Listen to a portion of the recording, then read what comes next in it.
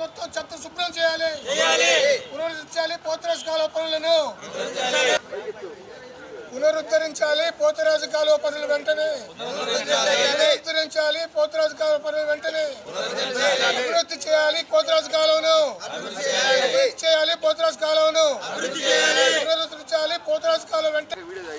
మనుషుల్ని సెంటర్లో ఆ పక్క ఈ పక్క జనాలు ఉన్నారుగా, పనులనే చేపట్టాలి పోతురాజు కాలువ అభివృద్ధి పనుల గురించి చేపట్టాలి పోతురాజు కాలువ అభివృద్ధిని చేపట్టాలి.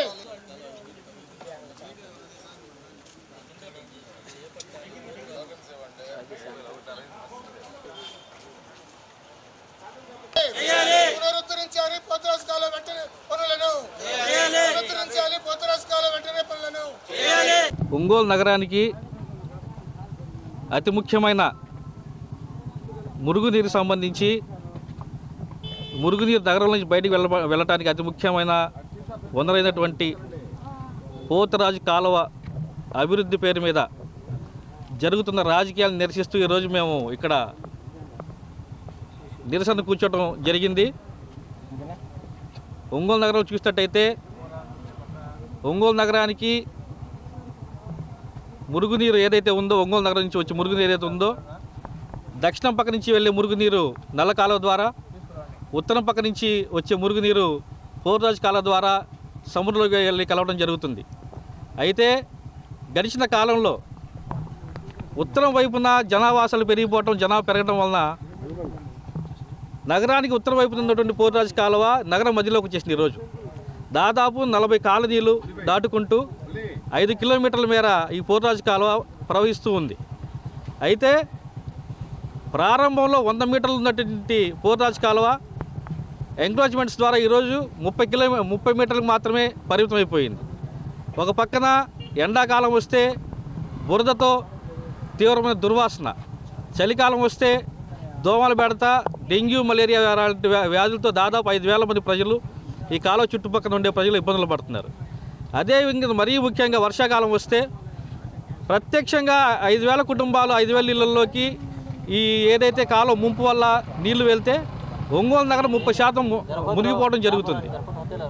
ఈ కాలువకు సంబంధించి ఒంగోలు నగరం ఏర్పడి 15 సంవత్సరాలు అయితే దగ్గర నగరపాలక సంస్థగా ఆవిర్భవించి దీనికి సంబంధించి గత టీడీపీ ప్రభుత్వంలో 72 కోట్లు ఆ రోజు గడిచిన ఎమ్మెల్యే ఆ రోజు శాంక్షన్ చేపిస్తే, మొన్న వైసీపీ ప్రభుత్వం వచ్చిన తర్వాత రివర్స్ టెండరింగ్ పేరుతో దాన్ని 66 కోట్లకు కుదించడం జరిగింది. అయితే గడిచిన 5 సంవత్సరాల్లో ఈ కాలం కనీసం పూడితీత కూడా చేయలేదు. దౌర్భాగ్య పరిస్థితులు గడిచిన ప్రభుత్వం ఉంది. ఈరోజు చూస్తే ప్రస్తుతం ఉన్న ఎమ్మెల్యే గడిచిన పోతురాజు కాలువ పనుల్లో 42 కోట్లు అవినీతి జరిగిందని చెప్పి ఆరోపిస్తున్నారు. అసలు 42 కోట్లు అంటే అది ఆషామాషి విషయం కాదు. ఒక నగరానికి సంబంధించి ఒక కాలువ పేరు మీదే 42 కోట్లు తిన్నారంటే కనీసం పూడిక కూడా తీయకుండా ఈరోజు పోతురాజు కాలువ చుట్టుపక్కల చూసినట్టయితే ఇది మినీ డంపింగ్ యార్డో లేకపోతే అసలు కాలువ అర్థం కావట్లేదు. ఇళ్ల మధ్యలో ఎక్కడెక్కడ చెత్త మొత్తం తీసుకొచ్చి ఇక్కడ వేస్తుంటే కనీసం నగరపాలక సంస్థలు చెత్త తీసే తీరిక కూడా లేకుండా పోయింది ఈరోజు. అయితే వెంటనే ప్రభుత్వం మేలుకొని ఏదైతే పోతురాజు కాలువకు సంబంధించి పాత టెండర్లు పిలిచి ఏదైతే శాంక్షన్ ఇచ్చారో దాన్ని ఇమీడియట్గా టెండర్ రద్దు చేయాలి. అదేవిధంగా ఏదైతే ప్రస్తుతం ఎమ్మెల్యే ఆరోపిస్తున్నారో 42 కోట్లు అవినీతి జరిగిందని చెప్పి ఇమీడియట్గా దానిపైన ఎంక్వైరీ వేసి ఆ కాంట్రాక్టర్ల దగ్గర నుంచి ఆ డబ్బులు వసూలు చేయాలి. దాని వెనక ఏ నాయకుడైతే ఉన్నారో ఆ నాయకుడిని ఇమీడియట్గా దీనిపైన ఎంక్వైరీ చేసి వాళ్ళకి కేసులు కట్టాలి.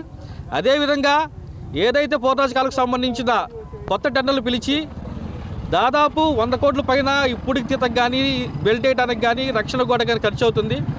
ఏదైతే 100 మీటర్లు ఏదో పాత కాలువ అయితే ఉందో ఇది మొత్తం క్లీన్ చేయాలి. చూడండి, దాదాపు ఇది ఒక కాలువలాగా లేదు, ఒక అడవిలాగా ఉంది. ఇది మొత్తం కాలువ మొత్తం చెట్లతో నిండిపోయి ఒక అడుగు కూడా నీరు కదిలే పరిస్థితి లేదు. రాబోయే రోజుల్లో పోతురాజు కాలువ పరీక్షణ కోసం, పోతురాజు కాలువ అభివృద్ధి కోసం ఉద్యమ కార్యాచరణ ప్రకటించుకొని రాబోయే రోజుల్లో దీన్ని మరింత ఉధృతం చేస్తామని ప్రభుత్వం ఎక్కడైనా మేలుకొని అతి త్వరలో దీనికి సంబంధించి కొత్త టెండర్లు పిలిచి కొత్త కాంట్రాక్టర్కి ఇచ్చి పనులు ఇమీడియట్గా మొదలు పెట్టాలని చెప్పి కోరుకుంటున్నాం. ఈరోజు మన ఒంగోలు పట్టణంలో టౌను నియోజకవర్గ అధ్యక్షులు గౌస్ గారి ఆధ్వర్యంలో ఈరోజు ఈ కార్యక్రమం చేయటం జరుగుతుంది. అదేవిధంగా ఈ మురికి కాలంలో చూసి అసలు మైండ్ పోతుంది. ముందోళ్ళు చేశారు, వెనకోళ్ళు చేస్తున్నారని వెనక ఆయన కూడా మళ్ళీ ముందోళ్ళు వచ్చి చెప్తున్నారు. అదేవిధంగా ఇక్కడ ఎంత రోతగా ఉందో చూశారు. ఈ కార్పొరేషన్ వాళ్ళు కూడా చూడాలి, కమిషనర్ గారు వాళ్ళందరూ చూసి ఇది ఇమ్మీడియట్గా చేయకపోతే మళ్ళీ ఇదే ప్రకారంగా మళ్ళీ మేము వచ్చి ధర్నాలు చేయటం, రాష్ట్ర దాకా కూడా పోయే అవకాశాలు ఉన్నాయి. రాబోయే రోజుల్లో దీన్ని గట్టిగా మేము ప్రతిపాదన చేస్తామని కోరుతూ ముగిస్తున్నాను. ఈ పోతురాజు కాలువని ఇటు తూర్పు నుంచి పరవడం వరకు పూర్తిగా ఈ కాలనీలు ఉన్నాయని, ఈ ఎన్ని డివిజన్లలోకి వచ్చాయని సర్వే చేసి ఉన్నాము.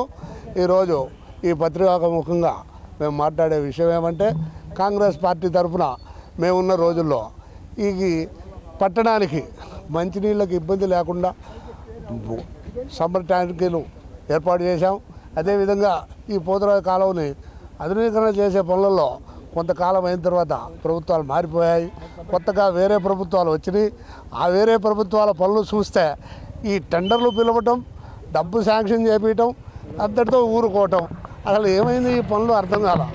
ఇవాళ రోజుల్లో దాదాపు 25 సంవత్సరాలు గడిచిన తర్వాత ఈ పోతురాజు కాలువను చూస్తే అసలు ఇది పోతురాజు కాలువ లేక దోమల కేంద్రమా అనేది ఆశ్చర్యం కలక మానదు.